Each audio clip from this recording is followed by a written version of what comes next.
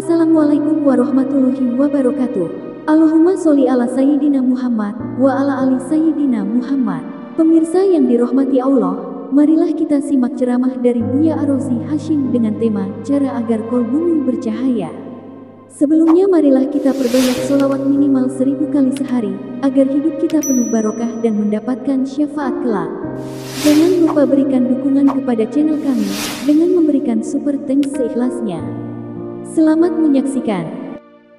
Ada orang datang kepada Rasulullah.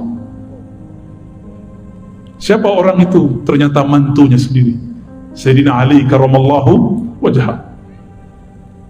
Beliau ini sudah membuka jalan untuk kita, karena gelarnya babul ilm, pintu ilmu. Maka tiada sesuatu berlian yang ada di dalam kota ilmu kecuali melewati pintu Sayyidina Ali karramallahu wajhah. Maka tiada tariqat sufi di muka bumi kecuali lewat Sayyidina Ali. Hanya satu yang lewat Sayyidina Abu Bakar, itu pun ada jalur Sayyidina Ali-nya, yaitu tariqah An-Naqsyabandiyah. Selebihnya melalui Sayyidina Ali karramallahu wajhah. Begitu juga empat mazhab, semua imamnya terhubung sanadnya kepada Sayyidina Ali. Benarlah kata Sayyidina Muhammad sallallahu alaihi wasallam, kullu nasabin inqata'a illa nasabi. Semua nasab terputus kecuali nasabku. Maka lihatlah mukjizat Rasulullah hari ini, yang baqa, yang masih langgeng sampai sekarang hanya nasab Rasulullah. Nasab kita mungkin cuma 6, 7 sampai ke atas, sedangkan nasab zuriat Rasulullah sampai Nabi Adam. Lalu beliau mengatakan, wa kullu sanadin inqata'a ila sanadi. Semua sanad ilmu terputus kecuali yang lewat sanadku. Itulah pentingnya tadi kenapa Tuan Guru kita membacakan sanad. Imam Abu Hanifah pernah berguru kepada Ja'far Shadiq. Apa kata beliau? Laula Ja'far lahalaka Nu'man bin Thabit. Kalau bukanlah karena Ja'far, binasalah Abu Hanifah Nu'man bin Thabit. Jadi beliau ini orang pintar secara akal, pintar secara hafalan tidak cukup, harus belajar ilmu qalbu. Itulah ilmu yang diajarkan cucu cicitnya Sayyidina Ali, Ja'far Shadiq. Maka tiada mazhab kecuali lewat Sayyidina Ja'far. Dan ini bukanlah sanadnya Syiah, ini sanad ulama kita Ahlus Sunnah wal Jamaah. Sayyidina Ali buka jalan. Tadi sudah dibacakan oleh Tuan Guru kita. Sayyidina Ali bertanya, wahai Rasulullah, tolong tunjukkan kepadaku jalan terdekat kepada Allah, jangan yang mutar-mutar.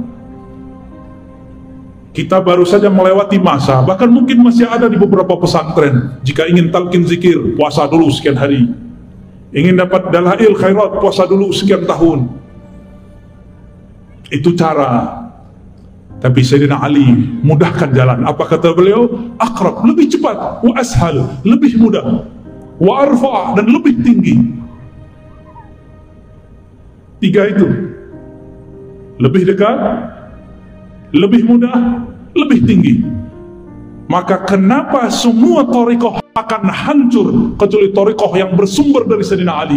Karena thariqah beliau mempermudah murid, bukan menyusahkan murid. Maka saya berpesan kepada diri saya sendiri dan semua guru-guru, tuan-tuan mursyid, tuan-tuan khalifah thariqah, wakil talqin, pemegang ijazah azkar, jangan persulit murid. Boleh riyadhahin murid, latih murid, tapi jangan membuat mereka kesulitan. Al-Ghaus di zamannya, Al-Imam Abul Hasan Al-Syazili, salah satu thariqah yang juga dipakai, yang diambil oleh Syekh Muhammad Arsyad Al-Banjari. Begitu juga ada satu lagi, Syekh Nafis, ya, ada di sini, ya, Nafis Al-Banjari. Beliau mengatakan, masyrabku Syazili. Imam Syazili berkata, Syaikhuka man la yut'ibuka. Guru hakikimu, mursyid hakikimu bukan yang banyak wiridnya, banyak puasanya, bukan. Mursyidmu yang memudahkan jalan bagimu. Kalau sudah mudah, sudah cinta, disuruh zikir 1000 mudah. Tapi kalau belum cinta, disuruh baca 7 kali berat. Disuruh 3 kali tadi, disuruh pejam aja gak pejam mata.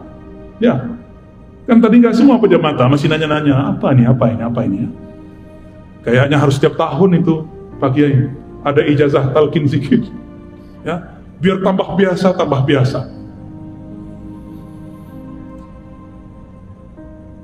Saya dapat sanad ijazah Thariqah Samaniyah daripada Abuya Masri, namanya pakai ri belakangnya, Abuya Masri, Abuya Hasan Basri, Abuya Darlis bin Hasan Basri. 3 orang itu mentalkinkan zikir la ilaha illallah yang tadi adinda santri baca, termasuk zikir hu Allah, Allahu, itu ada tentunya. Tadi Bapak Ibu Saudara lihatnya, itu duduk bisa lama begitu. Latihan berapa bulan? Kesemutan nggak tadi? Iya, bener ya, kesemutan. Kalau sudah asik zikrullah, kesemutannya nanti hilang. Yang ada keasikan. Maka barakallahu lakum, ya. Sudah sebut-sebut nama Allah, pasti disebut di sana. Di sana mirip bajunya seperti kalian, cuma mereka berserban semua. Ada yang baca Allah, begitu di sana. Saya tidak boleh sebut di langit berapa ya, nanti jadi fitnah, nanti jadi dongeng kata orang sebelah, kata orang Khawarij. Masa kita zikir begini disebut Syiah? Ya salam. Gak bisa dia membedakan antara Ahlus Sunnah dengan Syiah.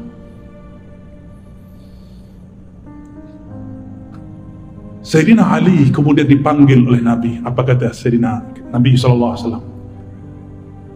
Wahai Ali, hendaklah engkau banyak-banyak dawamkan zikrullah dalam khalwatmu, dalam sepimu, dalam sunyimu. Kata Sayyidina Ali, kalau itu saya tahu wahai Rasulullah. Gimana caranya? Lalu Nabi SAW mengatakan, barulah muncul teknik, itu namanya teknik zikir. Wahai Ali, supaya jiwa dan kolbu itu ikut serta dalam zikir, muncullah teknik berzikir. Bahasa Arabnya kaifiyatuz zikr, kaifiyat berzikir, tata cara. Pikiran kita kalau zikir macam-macam nggak? Kalau lagi sholat, benar?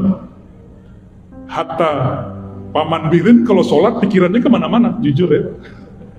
Para kiai kita sama, saya sama. Bedanya, saya diajarkan guru bagaimana cara memagar pikiran. Kita pagar dari 7 arah.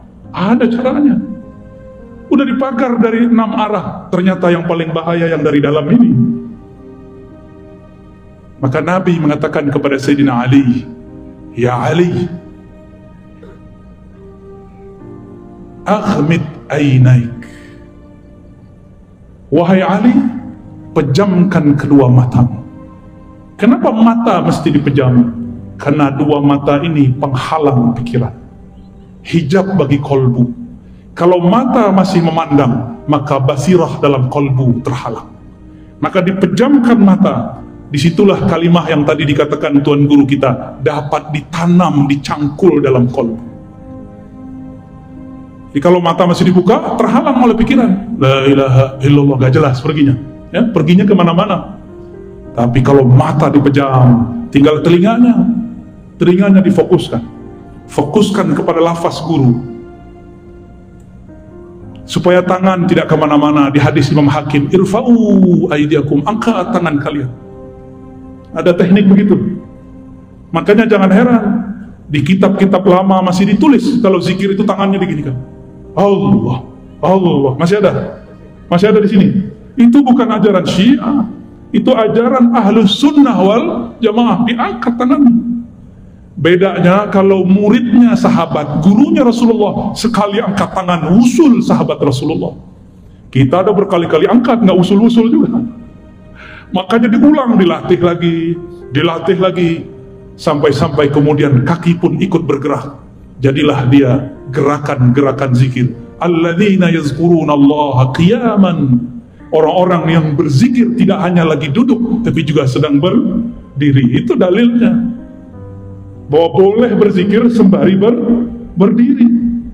Al-Muhaddis Al-Kabir Al-Azim Sidi Abdul Aziz Al-Ghummari, barangkali Tuan Guru pernah ketemu beliau ya? Kawan daripada Syekh Yasin Al-Fadani. Itu kalau zikir beliau ikut jingkrak naik ke atas. La ilaha illallah, badannya naik. Ulama ini kan udah jarang olahraga, maka cocok sekali zikir saman tadi untuk zikir para kiai. Ya. Pulang-pulang makan nasi kebuli, ya. Apalagi ada kambing, ya salam, kolesterol.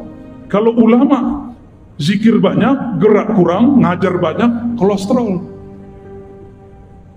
Maka zikir tadi itu menjadi riyadhah tidak hanya bagi kolbu, tapi juga bagi badan. Zikir itu panas. Kenapa ada orang latihan-latihan supaya badannya keren, apa namanya, six pack, petak-petaknya ada 6. Ya, apa yang dilakukan? Latihan berulang-ulang mengangkat berat. Benar. Sama jika kolbu mau dibuat six pack, jika kolbu mau dibuat kuat, maka lafaz kalimah la ilaha illallah yang beratnya lebih berat dari langit dan bumi harus berulang-ulang dihunjamkan, dipukulkan, dihentakkan ke dalam kolbu. Barulah kolbu itu nanti menjadi langsing, maka dia bergerak sangat lincah, cepat tanggapnya. Betapa naifnya manusia untuk mencari uang. Dia berangkat pagi pulang malam, berangkat pagi pulang senja, berangkat pagi pulang petang. Tapi untuk mencari kenikmatan yang ada di dalam kolbu, mereka tidak mau berangkat seperti itu. Tapi saya lihat yang hadir malam ini dari berbagai negeri, semoga termasuk orang yang ingin kolbunya six pack, ya? Amin. Nanti kita kasih oleh-oleh, tolong diamalkan nanti kalau pulang. Ba'da sholat baca dengan teknik yang kita kasih nanti. Biasanya saya baru kasih kalau orang yang sudah zikir ya hayyu qayyum 40 hari. Tapi khusus untuk orang Banjar atau orang yang hadir malam ini, kita berikan dengan mudah karena Sayyidina Ali telah mempermudah. Guru kita Tuan Guru Wildan juga sudah mempermudah ijazahnya. Insya Allah. Mau langsung atau nanti? Tar dulu ya. Jam berapa nih? 11 sampai jam berapa kita? Wah. Gimana, udah kesemutan belum? Kasih saya tisu dong satu.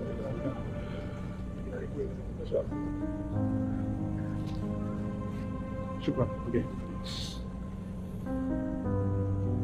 Jadi rumus kalau orang mau ahli dalam kolbu sama seperti rumus jika ingin kuat secara badan. Betapa aneh orang sakit jantung, katakan dokter sama dia, wahai Tuan, supaya sehat jantung Anda, jalanlah setiap hari 30 menit. Benar. Jalanlah 1 jam, jalanlah 1 kilo, 2 kilo. Kalau dokter yang berfatwa, kita dengar. Sekarang ada kiai, ada guru, ada ustadz, ada para syaikh. Mereka sedang memberikan obat bagi kolbu. Tapi sayang sekali, pasiennya bandel-bandel. Ya. Zikir itu banyak, tapi zikir yang dapat jadi obat tidak banyak. Sebagaimana obat itu banyak, tapi yang efektif mengobati badan harus sesuai dengan resepnya dokter. Dokter itu bukan orang yang cuma belajar sebentar, setahun 2 tahun. Dokter itu kuliahnya 4 tahun, praktek koasnya 2 tahun, 6 tahun baru bisa mengobati badan. Apalagi kalau ingin mengobati kolbu. Kalau jam terbang kolbunya sebentar, bagaimana ia akan menghendak mengobati kolbu? Maka anak-anak kita kalau mudanya sibuk bermain, nonton, nge-game, jadi apa nanti dia kalau dewasa? Kalau bapak-bapak ini masih sibuk nonton, bagaimana nanti dia ketika ajal datang? Harus punya satu waktu dia berkhalwat, bersepi-sepi dengan Allah Subhanahu wa ta'ala. Maka Nabi berkata kepada Sayyidina Ali, ya Ali ghammid ainaik, wahai Ali pejamkan matamu. Lalu isma' minni thalathan, dengarkan aku baca la ilaha Allah 3 kali. Ini diperdebatkan caranya. Isma' minni ini apakah setiap baca la ilaha illallah lalu kita ikuti la ilaha illallah, atau tunggu dulu sampai selesai la ilaha 3 kali baru kita ikuti? Ini perbedaan ahli thariqah. Saya dapat dua-duanya. Ada guru saya mengatakan kul la ilaha illallah, kita baca la ilaha illallah sampai 3 kali. Ada juga guru seperti Tuan Guru Wildan tadi, beliau baca dulu 3 kali baru kemudian kita ikut 3 kali. Cuma ada yang belum disebut di riwayat itu. Adanya di riwayat Imam Bukhari. Apa kata Nabi tadi? Allah mengharamkan neraka terhadap orang yang membaca la ilaha illallah dari kolbunya atau dari jiwanya. Bagaimana cara membaca la ilaha illallah dari kolbu? Inilah pegangan-pegangan Syekh Arsyad, Abah Guru Sekumpul Syekh Abdul Somad Falembani, yang dulu bersambung sanad mereka kepada Tuan Syekh di Madinah, Muhammad ibn Abdul Karim As-Sammani.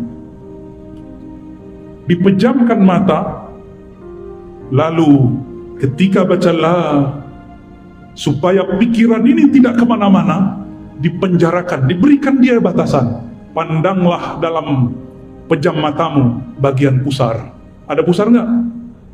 Pada punya pusar nggak? Tahu pusat? Bahasa sini pusat. Pusat.